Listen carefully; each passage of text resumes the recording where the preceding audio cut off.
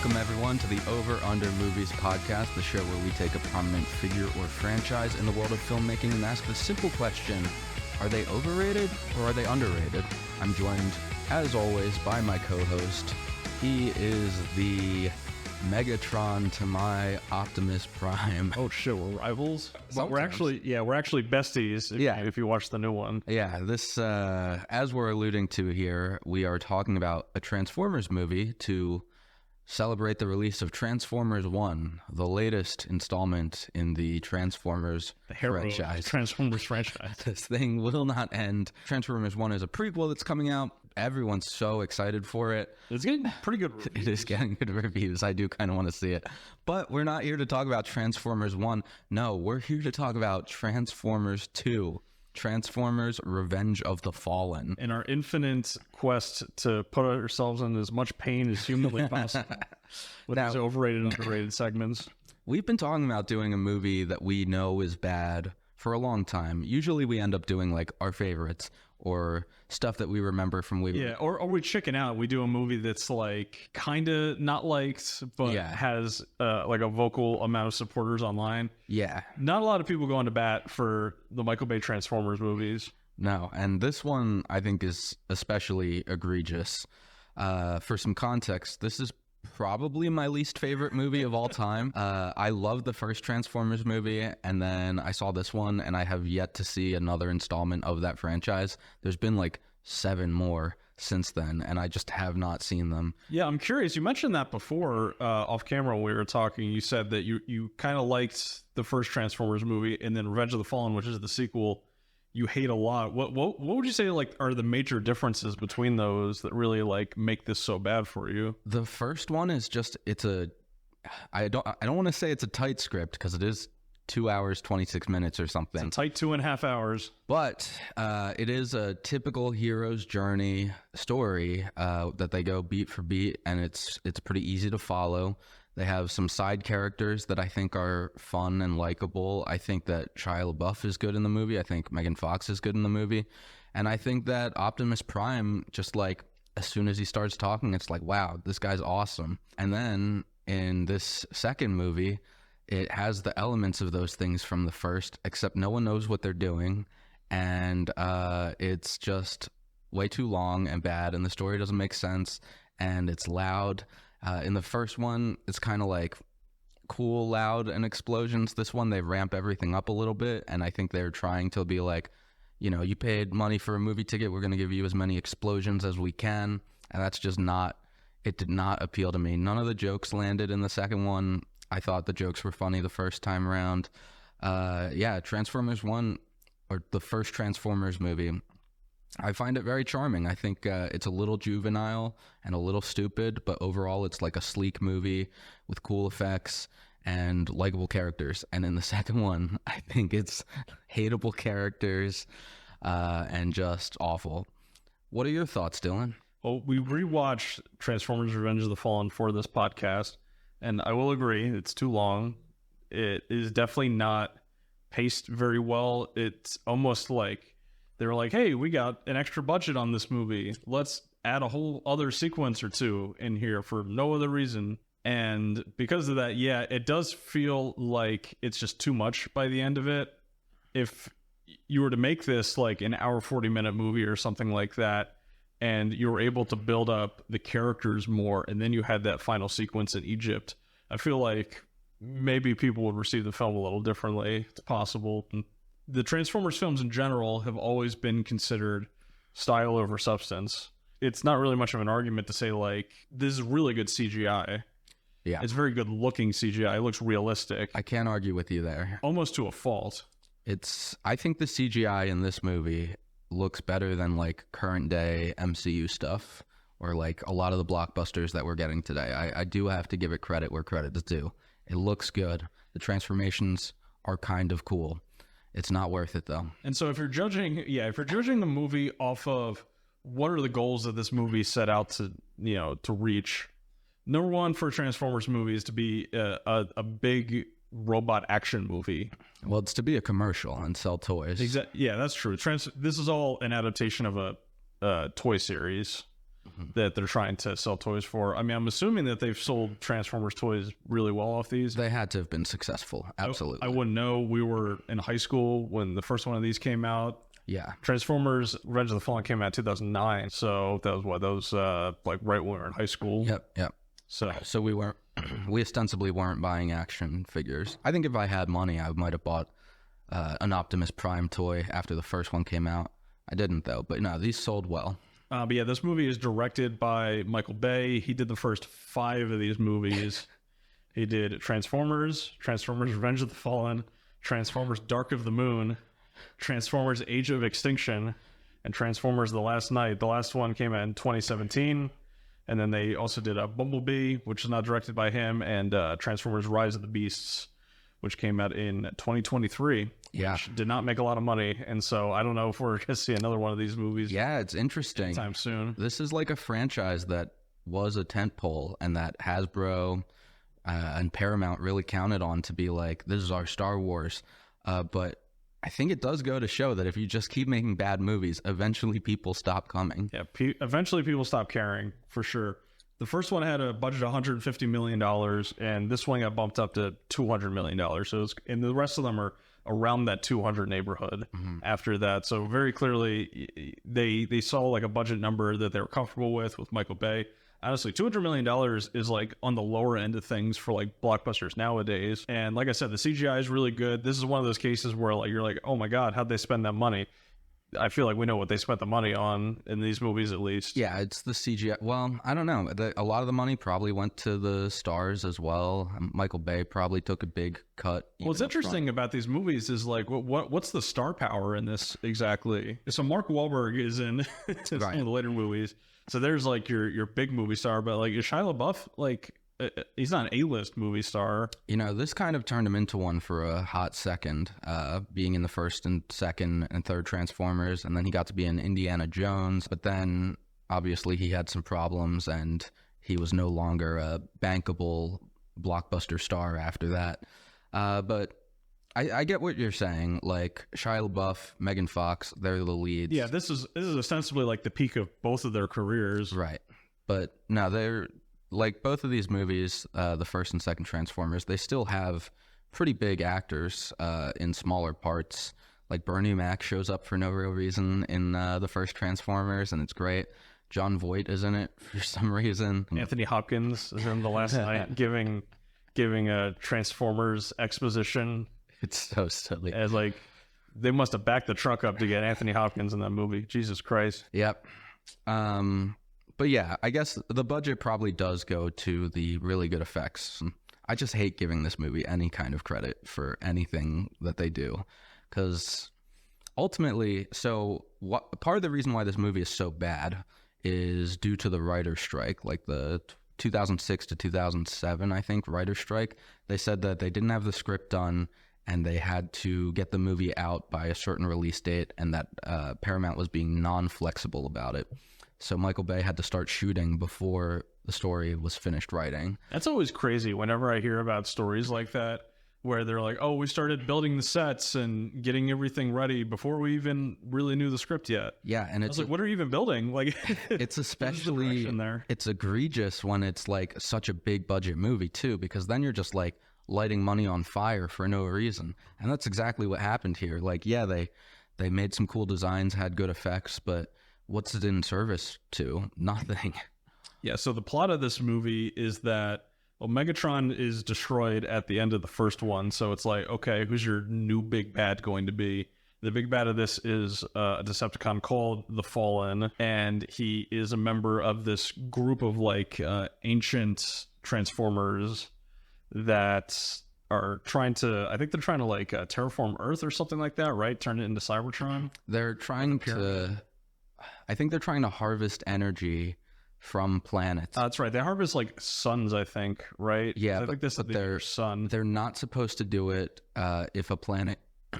They're not supposed to do it if a planet in the solar system has life on it or sentient life on it.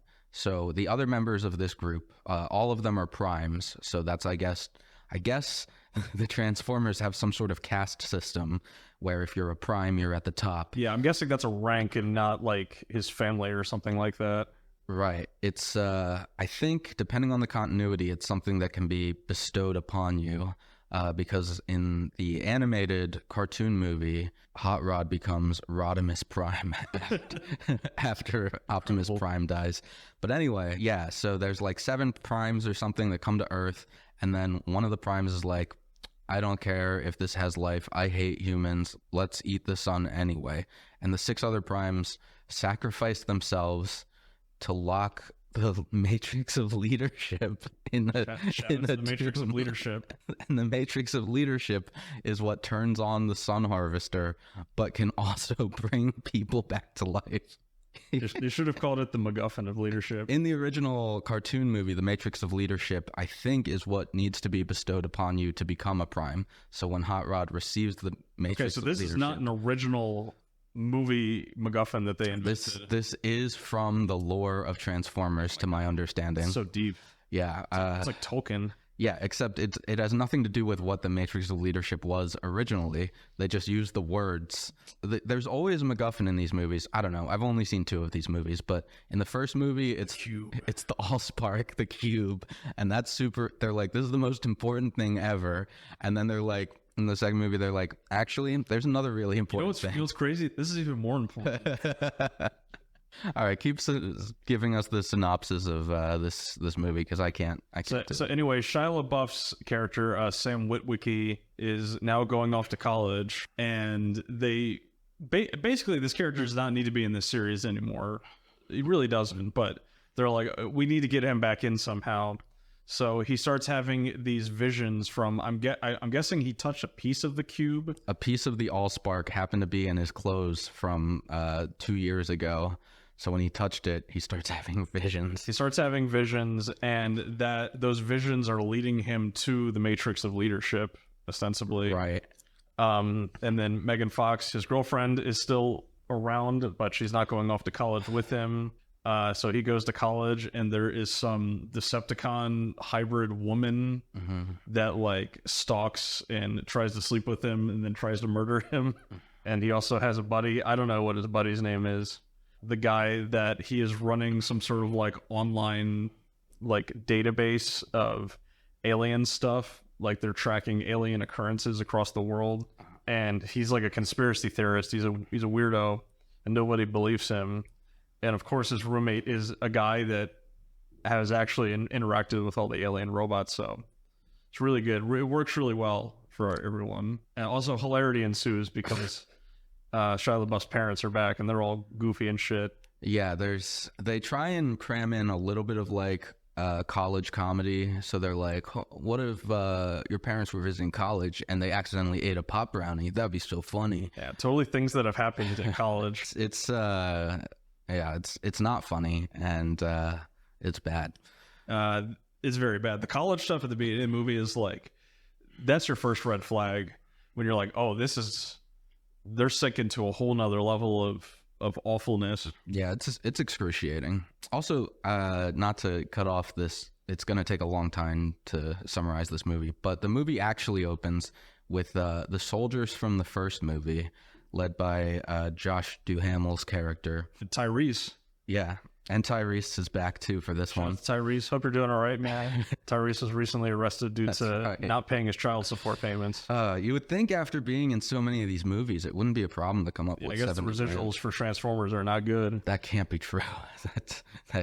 These movies make so much money. But anyway, these soldiers and the Autobots have formed a new team together to hunt down any remaining Decepticons on Earth. So the movie opens with like an operation where they just go and they murder a Decepticon that isn't doing anything. Not just any operation. Where do they do the operation, Jason? I don't remember. Where is it? It's in China. Oh, so they break international laws probably, or I think the organization's called Nerve. I guess they supersede any foreign, boundaries. So they go to China, they hunt down a Decepticon that really is not doing anything. And then I read somewhere later that this Decepticon, according to his bio, is known for being like a non-aggressive Decepticon that avoids fighting at all costs. But they go and murder him. So they just killed a dude. Yeah. They like point blank execute him, I feel like. And then that's like the cool badass opening that we start with. And then we get to this college stuff with Sam. Yeah, and this is one of the first movies to do the blatantly transparent movie marketing thing of we need to put a random sequence in China to get the Chinese audience interested in this movie. Because it's a way to make more box office if you get China interested in it. I mean, it worked. Like, China turns out for these Transformers movies, even when no one else will. Yeah, this movie made more money internationally than it did in America. Yeah, so it worked. China really likes the Transformers movies, the Fast and the Furious movies. I guess they like cars over there. But, yeah. So what happens after they're in college? So the Decepticons, they resurrect Megatron from the bottom of like some trench or something. They have him in the ocean. And then he immediately goes to try to murder Shia LaBeouf. And he gets intercepted by Optimus Prime, who fights off a bunch of Decepticons, but gets murdered. So Optimus Prime gets killed like almost like halfway through this movie.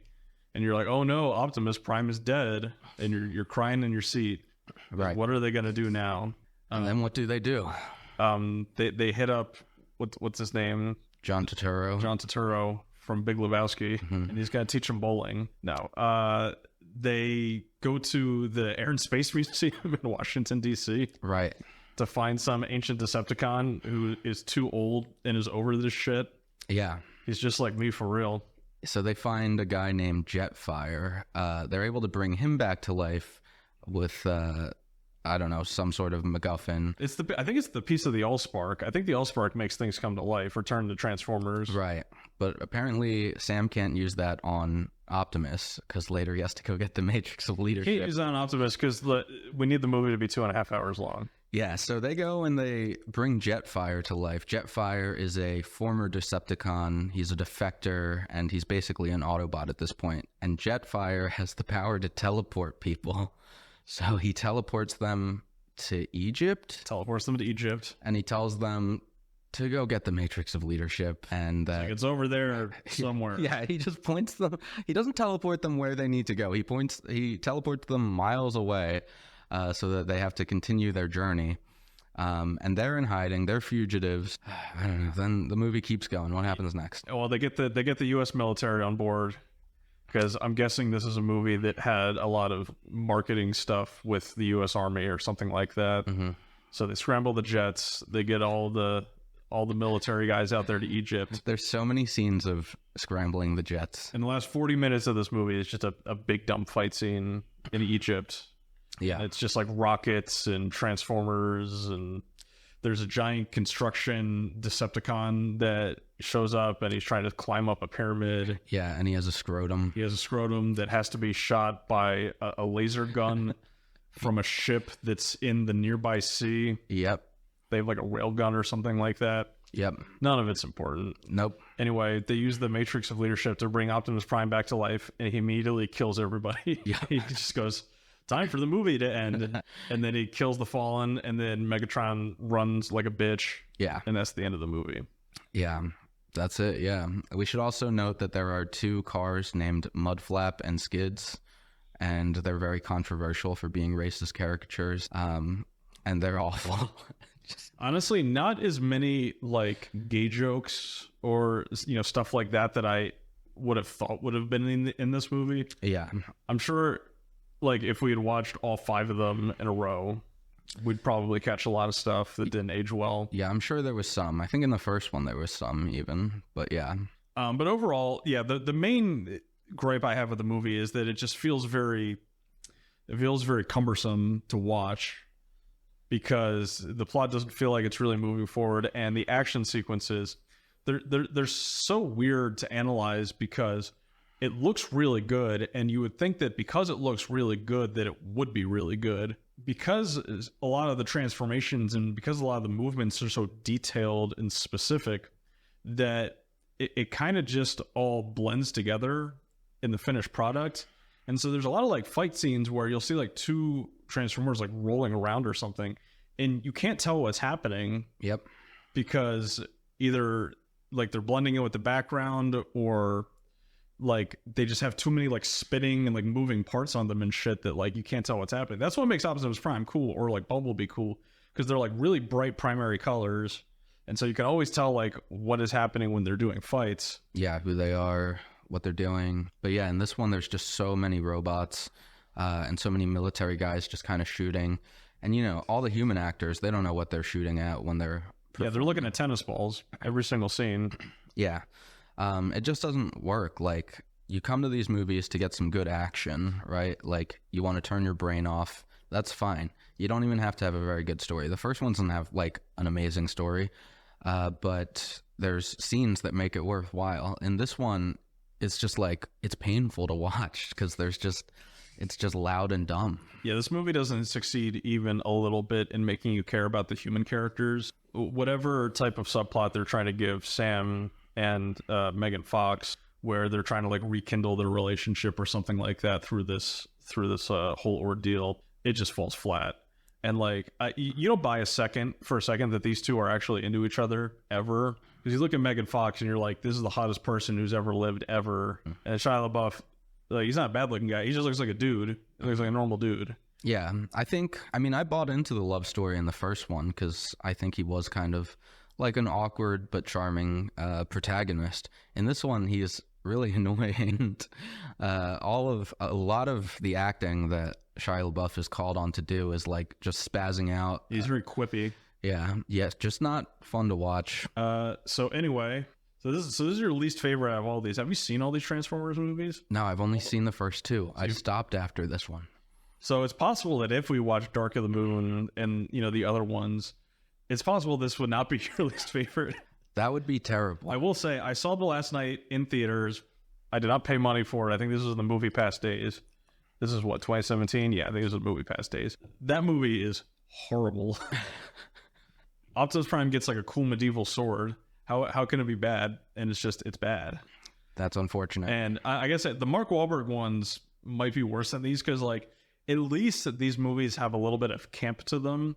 I do appreciate Michael Bay being like, I have no interest whatsoever in these movies being like kind of serious. This is all silly all the time. We understand our audience. It's 12-year-olds and adult men who act like 12-year-olds. Right.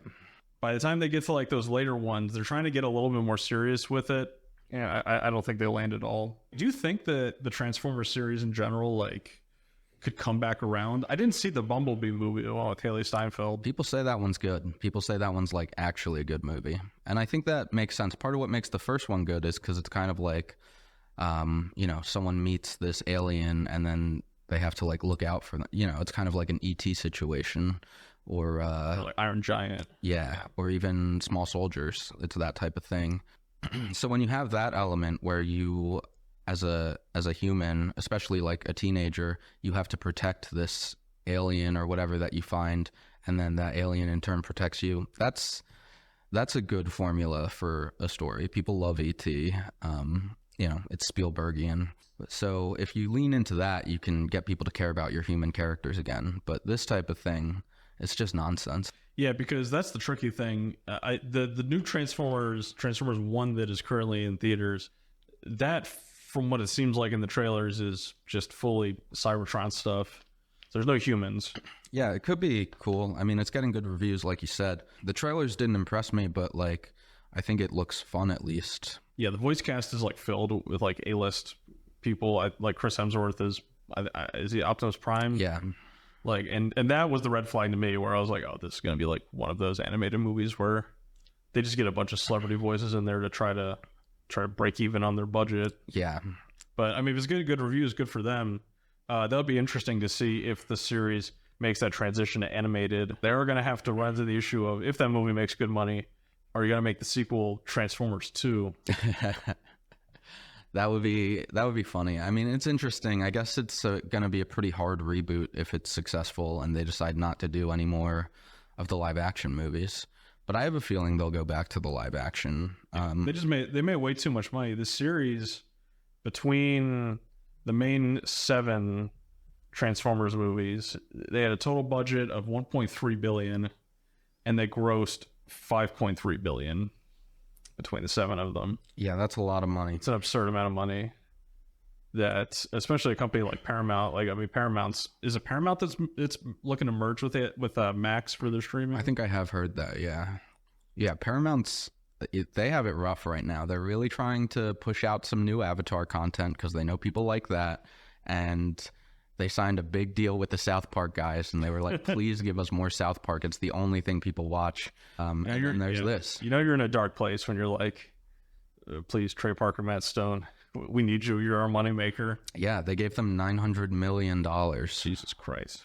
Yeah, that's probably similar to what Michael Bay made doing these, maybe even less. They really need South Park. But yeah, I could see them coming back to the live action stuff. I know that they've been underperforming basically since The Last Night. Maybe even Bumblebee came in a little bit under what they wanted, and Rise of the Beasts didn't do as well as they had hoped. But it's just the type of thing where this thing does make money, and they really want to keep their franchise alive. Yeah, so I definitely think they're going to go back to it eventually. Anyway, Letterboxd has the overall rating for Transformers Revenge of the Fallen at 2.4 stars out of 5, so it's a 4.8 out of 10. Higher than you would have anticipated for the Letterboxd audience. Yeah, so what you got to consider, and when you look at some of the higher ratings that people give this movie, is a lot of the 4 or 5 stars are ironic. They're like, wow, I can't believe a movie can be this bad. Let's give it 5 stars. So it's a little bit skewed, but we can still use it. I guess that's something we didn't mention at all here so far in the episode. I guess we can touch on a little bit. Do you think this movie falls into the so bad it's good territory at all? No.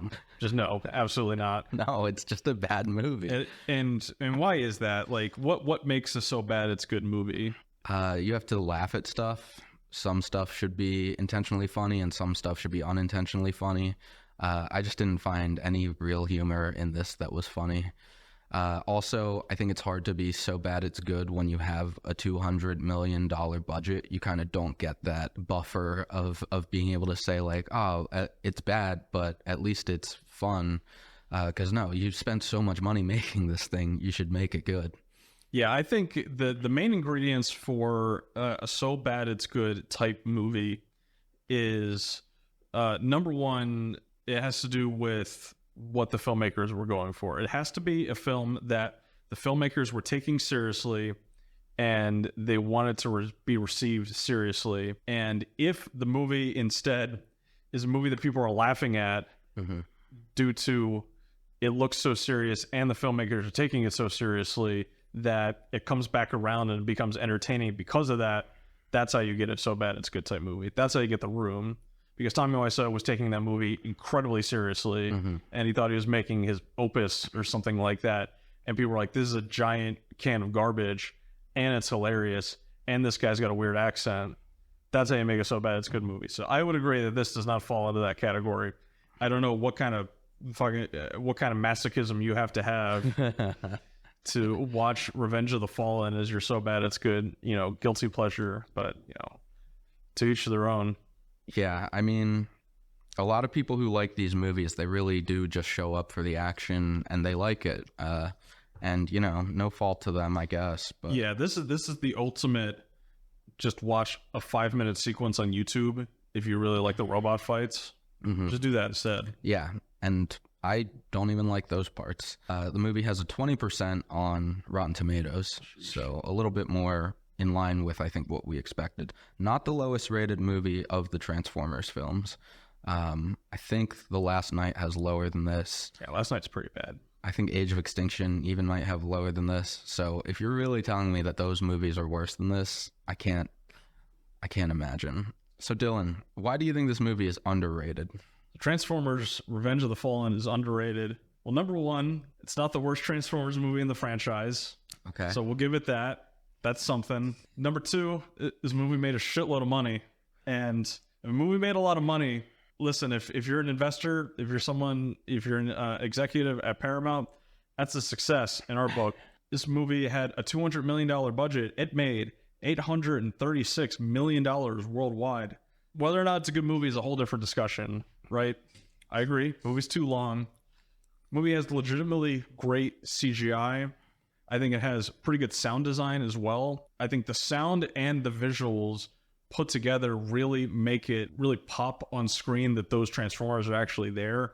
this doesn't look like they're green screening and robots or something like that, or they're just like drag and dropping. It looks realistic for a set of movies that largely came out when we were in high school, and we were in high school a long time ago at this point. That's true.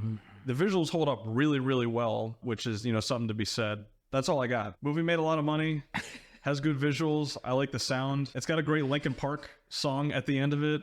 Shout out to Linkin Park. I see they're going back on tour now.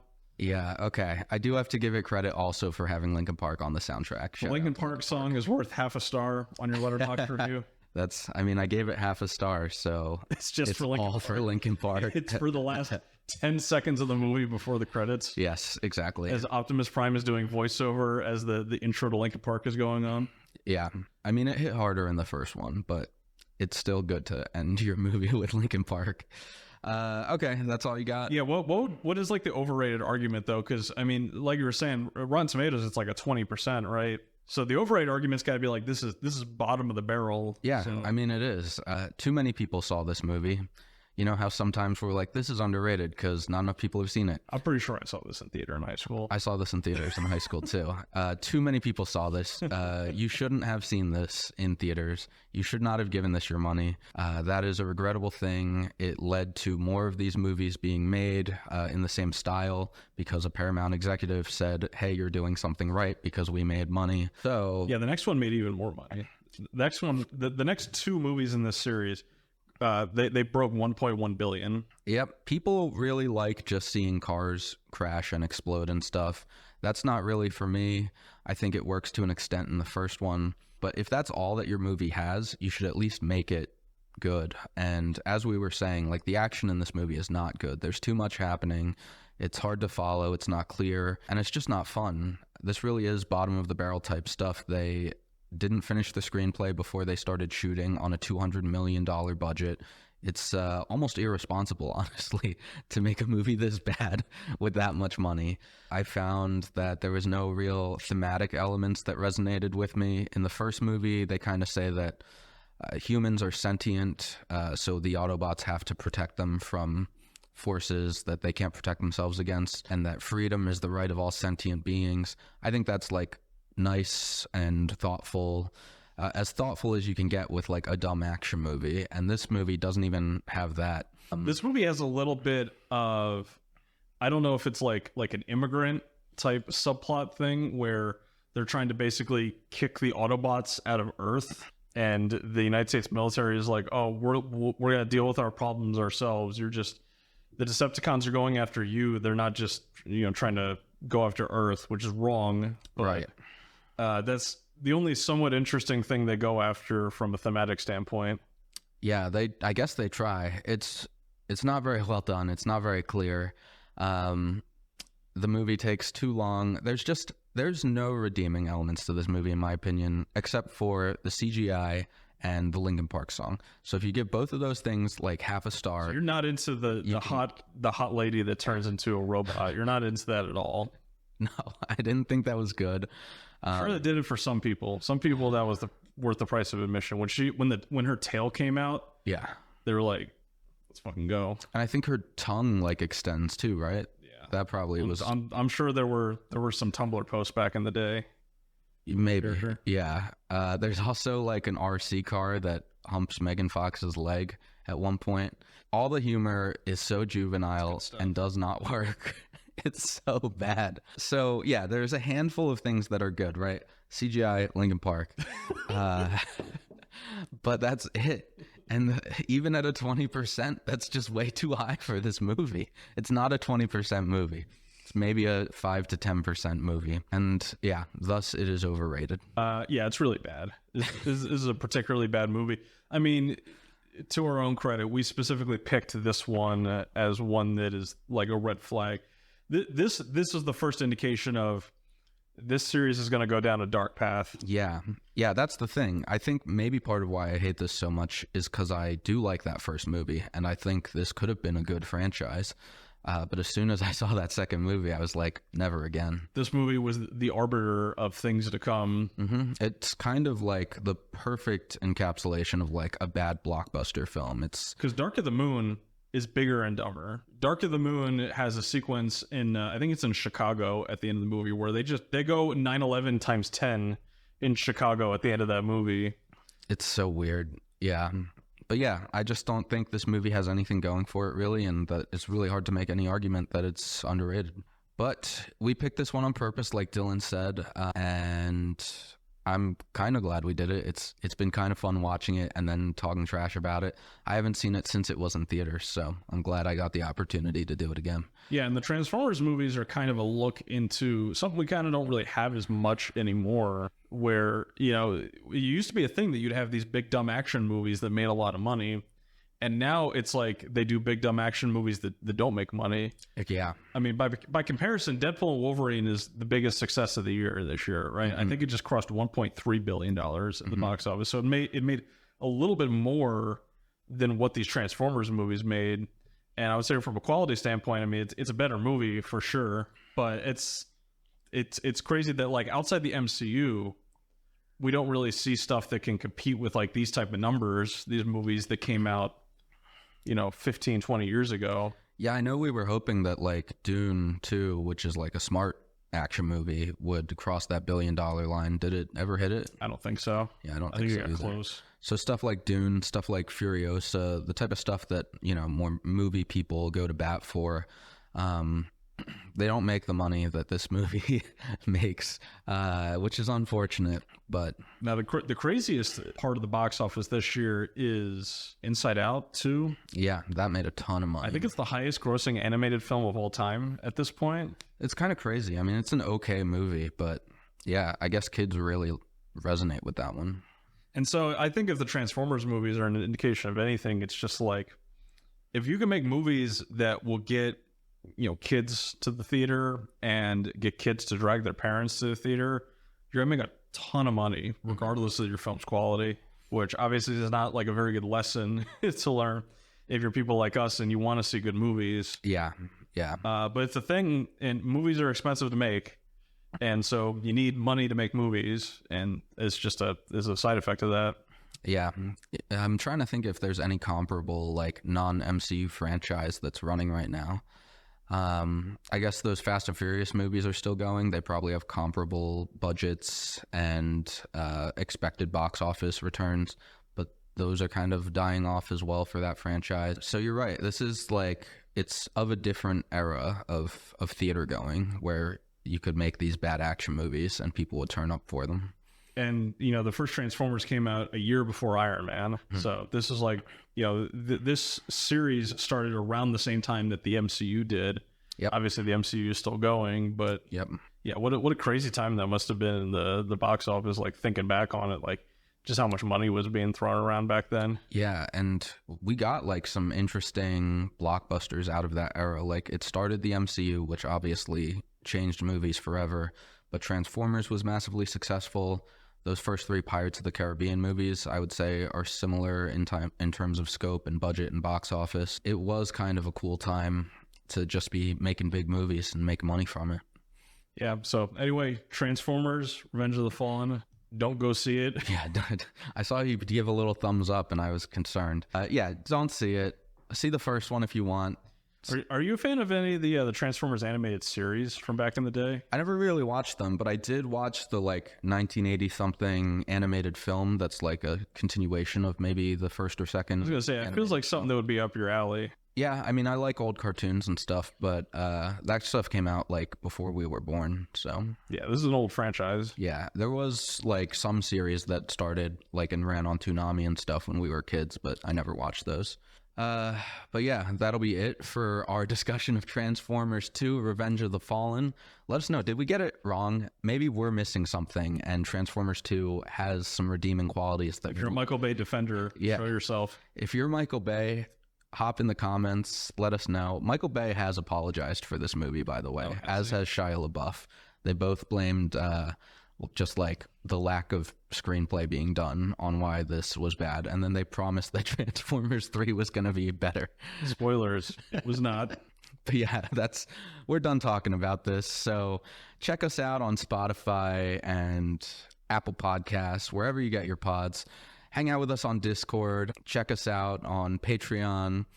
and let us know what else you want us to talk about. It was fun talking about a bad movie for once. We don't usually do that. So yeah, I'm cool doing more like these. I mean, this is torture when we're watching the movie, but we'll do anything for you guys. Yeah, if you have something that you hate and you want to torture us, then just let us know. But thank you for listening, and we will see you at the movies. Bye.